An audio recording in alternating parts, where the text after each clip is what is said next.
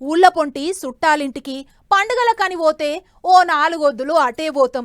ఇక పండుగ చేసేటోళ్ళు జోగడుగుడు, పుట్టగప్పుడు, పట్నాలేసుడు, దావతులు, ఎగిరి దుంకుడు, అబ్బో చిన్నగుండదు పండుగ సంబురం. అది కాకుండా ఆడాడ బొడ్రాయి పండుగలు సరే సరి ఊరంతా దుకునాలు పడి ఓ చిన్నపాటి జాతరనే నడుస్తుంది. అట్లా పండుగ సంబరంలో మునిగిపోయిన పబ్లికో ఇక మన అసలైన పండుగ షాల్ కాబోతుంది. తెలంగాణ ఆడపడుచుల అవ్వల్దార్ పండుగ బోనాల పండుగకు గోల్కొండ కోట మా సుందరంగా ముస్తాబైంది. బేస్తారం నాడు గోల్కొండ జగదాంబిక అమ్మవారికి తొలి బోనం ఎక్కియబోతుర్రు. అదైనాక ఇక పట్నం అంతా. అందుకే తొలి పండుగ అని చెప్పి అమ్మవారి గుడికి పోయే తొవ్వ మెట్లని పసుపు కుంకుమలతోని అలంకరణ చేసిరు భక్తులు. వానలు లేక ఎండలు జోరుగా చంపుతున్నాయని చెప్పి ఎండసేగ తలగకుండా టెంట్లు గిన వేపిస్తుర్రు. కలెక్టర్ ప్రియాంక మేడం వచ్చి సవలతులు ఎట్టెట్ల చేస్తుర్రు, భక్తులకు ఇంకా ఎసుంటి సవలతులు కావాలని చెప్పి అంత స్వయంగా తిరిగి అరుచుకుంది.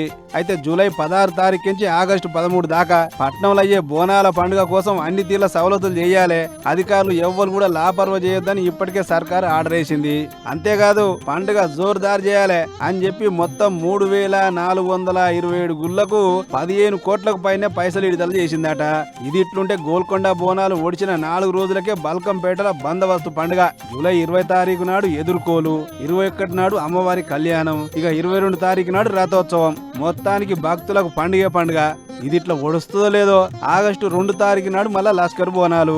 ఉజ్జయిని మాంకాలమ్మ బోనాలు అంటే ఎంత అంగం ఉంటది ఏం కథ. ఎక్కడెక్కడికెంచో లక్షలాది భక్తులు వస్తుంటారు. అందుకే పార్కింగ్, క్యూ లైన్లు గిన బందోబస్తు చేసే పనులే ఉన్నారట గూడి అధికారులు. అటెనక తెల్లారి రంగం పచ్చికుండ మీద నిలబడి చెప్పే భవిష్యవాణి అంటే తెలంగాణ జనాలంతా ఎంతో పాయరంగా ఎదురు చూస్తుంటారు. ఇక ఇవన్నీ వరుస పెట్టి వచ్చుడుతోని అటు సర్కారోళ్ళు ఇటు అధికారులు అంత తయారైతుర్రు. మొత్తానికి ఇప్పటికైతే ఇంతే. పండుగ చాలైనాక అసలు ముచ్చట చెప్పుకుందాం ఇక.